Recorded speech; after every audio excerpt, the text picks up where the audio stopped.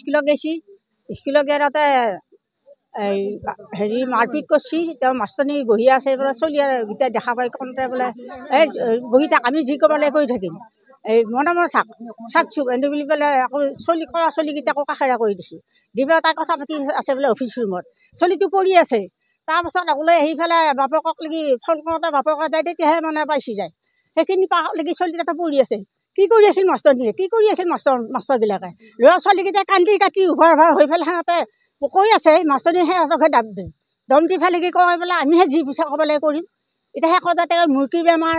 চলিটো fit হৈ গৈছে গৰমত ফিট হ'ল এইগিলা নানানটা বকি পেলাই কি এইৰপৰা নাইকিয়া কৰি দিছে এতিয়া কিয় বিচাৰ লগা নাই মেডিকেলকো যোৱা নাই এটাও অহা নাই কিয় চলিটো কি হৈছে ঘটনাটো কিয় বিচাৰ লোৱা নাই ইমান চালু চলি এটা যি শান্ত চলি এটা এই গাঁওখনৰ কিমান মৰমত চলি আছে নাই কালি ওলাই মেডিকেলকো যোৱা নাই বিচাৰে লোৱা নাই চলিটো সিহঁতৰ মৰম নাই সিহঁতৰ চলিগিলা নিচিনা হ'লে সিহঁতে পাৰিলা হয় নাথাকবা লোকৰ চলিৰ কাৰণে সিহঁতৰ মৰম নাই আৰু আচলতে খুব দুৰ্ভাগ্যজনক ঘটনা এগৰাকী ছাত্ৰ সুশৰীৰে সুস্থ অৱস্থাত এগৰাকী ছাত্ৰ বিদ্যালয়লৈ গৈছিল আৰু আজি মৃতদেহ হৈ ঘূৰি আহিছে গতিকে এই বিষয়টো সম্পূৰ্ণ তদন্ত হ'ব লাগে বিদ্যালয়ত পাঠদান চলি থকাৰ সময়ত যেতিয়া এগৰাকী ছাত্ৰক সমনীয়া ছাত্ৰই আক্ৰমণ কৰি তেখেতক হত্যা কৰিলে তাৰপিছত এই বিষয়টোৰ সম্পূৰ্ণ তদন্ত হ'ব লাগে ইয়াৰ লগে লগে আমি যোৱাকালিও কৈছোঁ যে বিদ্যালয়ৰ যি অনুশাসনহীনতা এই অনুশাসনহীনতাৰ কাৰণে কিন্তু আমি জগৰীয়া কৰি বিদ্যালয়ৰ শিক্ষক কৰ্মচাৰীৰ লগতে কিন্তু বিদ্যালয়সমূহৰ পৰিদৰ্শকগৰাকী আৰু ঘটনা সংঘটিত হোৱাৰ আজি 48 ঘণ্টা পাৰ হৈ গ'ল দৰং জিলাৰ যিগৰাকী বিদ্যালয়সমূহৰ পৰিদৰ্শক আছে সেই পৰিদৰ্শকগৰাকীয়ে বিদ্যালয়ত উপস্থিত নহ'ল এই ছাত্ৰগৰাকীৰ ঘৰত আহি তেওঁলোকৰ মাত দিয়াৰ তেখেতৰ প্ৰয়োজন অনুভৱ নকৰিলে গতিকে আমি ক'ব বিচাৰিম যে এই যিগৰাকী শিক্ষা বিষয়া আছে শিক্ষা বিষয়াগৰাকী আচলতে অদক্ষ আৰু তেখেত কৰ্মত তেখেত পাকৈত নহয় আৰু তেখেতে এই বিষয়টোৰ পৰা সম্পূৰ্ণ নিলিপ্ত ভূমিকা পালন কৰিছে আৰু এই বিষয়টোৰ পৰা পলায়ন কৰিব বিচাৰিছে আমি এটা কথা উত্থাপন কৰিব বিচাৰিম যে IAS গৰাকী তেখেতে শিক্ষা বিষয়া দৰঙৰ প্ৰতিখন বিদ্যালয়ৰ দায়িত্ব তেখেতৰ হাতত আছে গতিকে তেখেতে এই বিষয়টোৰ পৰা পলায়নবাদী মনোভাৱ ল'লে নহ'ব তেখেতে এই বিষয়টো মুখামুখি হ'ব লাগিব আৰু যিটো মৃত্যুদণ্ডৰ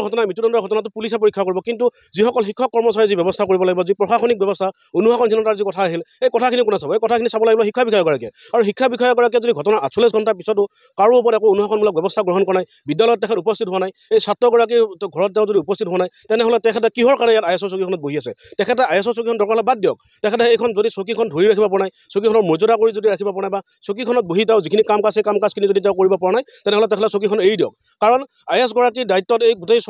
চৰকাৰী চিষ্টেমটো বা গোটেই বিদ্যালয়সমূহৰ চিষ্টেমটো চলি থাকে শিক্ষক কৰ্মচাৰী ছাত্ৰ ছাত্ৰীসকলৰ গোটেই দায়িত্ব IAS গৰাকীৰ হাতত থাকে গতিকে জিলাখনৰ মুৰব্বী শিশু বিষয়া হিচাপে তেখেতে যদি এই কথাটো নিলিপ্ত ভূমিকা গ্ৰহণ কৰিছে 48 ঘণ্টা পাৰ হৈ যোৱাৰ পিছত তেখেতে আজিৰ তাৰিখত আমি তেখেতৰ মুখ খোলা দেখা নাই তেখেতৰ কোনো বক্তব্য দেখা নাই বা তেখেতে অনুশাসনমূলক ব্যৱস্থা লোৱা আমি এতিয়ালৈকে দেখা নাই গতিকে এনেকুৱা ধৰণৰ এগৰাকী IAS বিষয়া কেনেদৰে শিক্ষা বিভাগ চলাব সেইটো আমাৰ এটা ডাঙৰ প্ৰশ্ন হৈছে আৰু এখন বিদ্যালয়ত পাঠদান চলি থকা সময়ত এগৰাকী ছাত্ৰৰ মৃত্যু হৈছে এই সময়তো কিন্তু কেৱল পুলিচ প্ৰশাসন আৰক্ষী প্ৰশাসনে তেওঁলোকৰ যি দায়িত্ব সেই দায়িত্ব পালন কৰিছে তাৰ পিছত কিন্তু যি জিলা প্ৰশাসন আছিল বা আমাৰ যি শিক্ষা বিভাগ আছিল শিক্ষা বিভাগৰ যি বিভাগীয় বিষয়াসকল আছে তেওঁলোকৰ নিজৰ দায়িত্ব পালনত কিন্তু ব্যৰ্থ হৈছে আৰু যি আমি শিক্ষামন্ত্ৰীগৰাকীৰ কালিৰ পৰা আজিলৈকে এটা ভাষ্য আমি দেখিবলৈ পোৱা নাই শিক্ষামন্ত্ৰীগৰাকীয়ে তেখেতে নামত শিক্ষামন্ত্ৰী পুতলা শিক্ষামন্ত্ৰী বুলি সকলোৱে কয় আৰু শিক্ষামন্ত্ৰীৰ সেই শিক্ষা বিভাগৰ দায়িত্বটো এতিয়া বৰ্তমান মুখ্যমন্ত্ৰীগৰাকীয়ে লৈছে আৰু মুখ্যমন্ত্ৰীগৰাকীয়ে স্বয়ং নিজৰ হাতত থকা এটা বিভাগ তেখেতে গৃহ বিভাগৰ দায়িত্বত আছে তাৰ পিছতো কিন্তু তেওঁলোকে আজিৰ তাৰিখলৈ 48 ঘণ্টা পাৰ হৈ যোৱাৰ পিছতো এই ঘটনাটো সম্পৰ্কত তেওঁলোকে একোটা বক্তব্য দিয়া নাই তেওঁলোকে একোটা কথা কোৱা নাই গতিকে আমি এটা কথা আশা কৰিম আজি ইয়াত হাজাৰ হাজাৰ মানুহ উপস্থিত হৈছে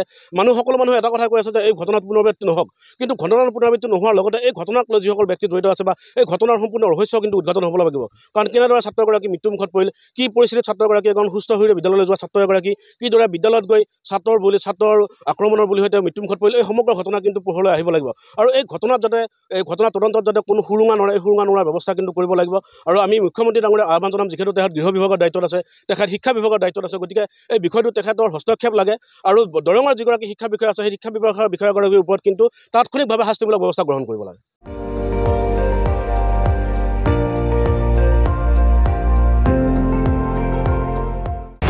আপুনি চাই আছে ND24 সৰ্বশ্ৰেষ্ঠ নহয় সৰ্বোত্তমৰ দৌৰা